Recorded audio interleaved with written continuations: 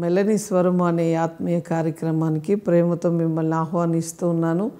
దేవుని బిడ్డలారా, మీరందరూ కూడా బాగున్నారా? దేవుడితో మాట్లాడుతూ ఉన్నారా? ప్రార్థిస్తూ ఉన్నారా?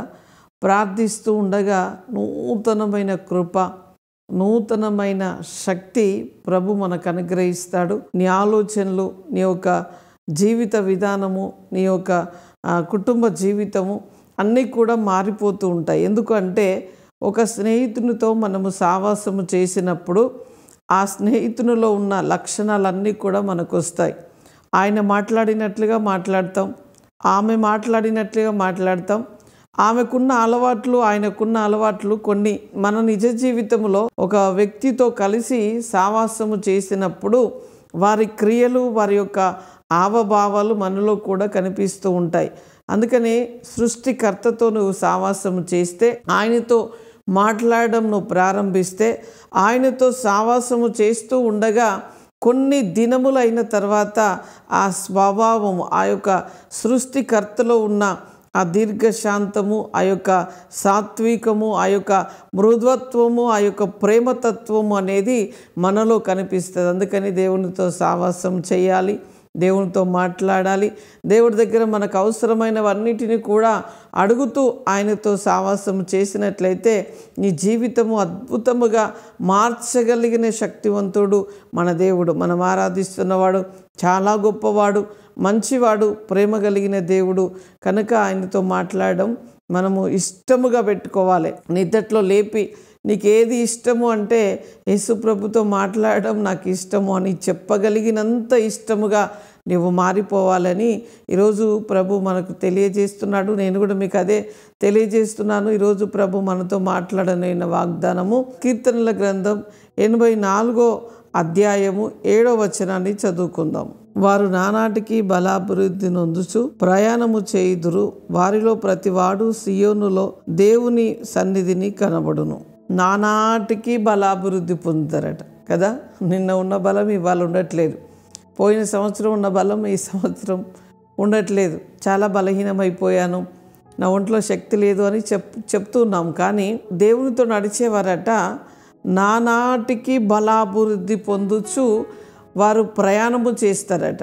అంటే నీ యొక్క ఆత్మీయ జీవితంలో, నీ వ్యక్తిగత, నీ కుటుంబ, నీ శరీరంలో నువ్వు నడుస్తూ ఉండగా అన్నిటిలో బలాభివృద్ధి పొందుతూ మన ప్రయాణము, మనము 80 సంవత్సరాలే ఉన్నదో మన ప్రయాణము, 90 సంవత్సరాలే ఉన్నదో, 100 సంవత్సరాలే ఉన్నదో, మరి ఎన్ని సంవత్సరాలు ఉన్నదో మనకు తెలియదు. కానీ ఈ ప్రయాణం అంతటిలో కూడా నువ్వు ఎలా నడవబోతున్నావంటే నానాటికి బలాభివృద్ధి పొందుచు చాలా క్షేమముగా, సురక్షితముగా, ఆనందముగా, ఆరోగ్యముగా, బలము పొందుతూ నువ్వు ముందుకు నడుస్తావని మాట్లాడుతున్నాడు.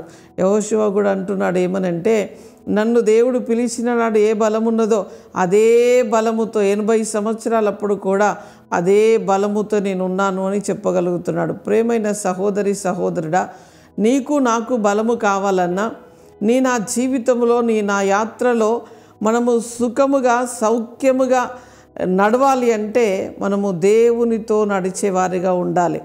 ఆయనతో మనం నడిస్తే, ఆయనతో మనం కలిసి ఉంటే ఆయనలో ఉన్న బలము, ఆయనలో ఉన్న శక్తి మనకు అనుగ్రహించబడుతుంది. కనుక నువ్వు ఇంకా ఏ విషయంలో బలహీనుడుగా, బలహీనురాలుగా ఉన్నావో ఈరోజు ధైర్యము తెచ్చుకో. ప్రభుతో మాట్లాడుతూ ఉండు, ఆయనతో సావాసము చేస్తూ ఉండు.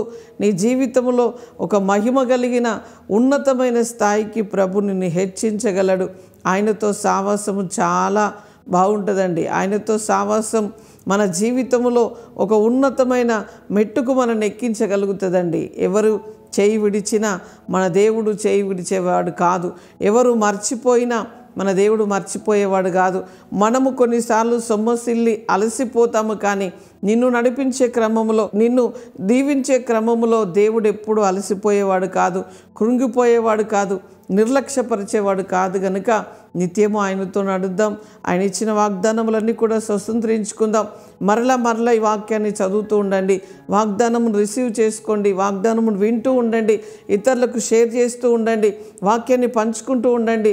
దేవుని బిడ్డలారా, ఒక చెట్టుకు ఆ నీరు ఎట్లా తోడై ఉన్నప్పుడు మంచి మంచి ఫలాలు వస్తాయో అట్లా నీ జీవితంలో కూడా అద్భుతమైన ఆశీర్వాదములు మీరు చూడబోతున్నారు.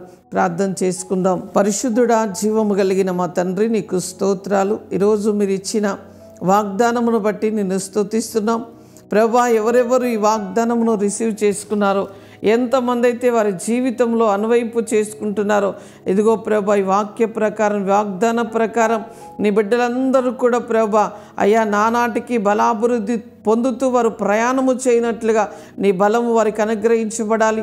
నీ సన్నిధిలో వారు కనబడాలి. అద్భుతమైన శక్తి వారిని కమ్ముకొని ఉండాలని ప్రార్థిస్తున్నాం.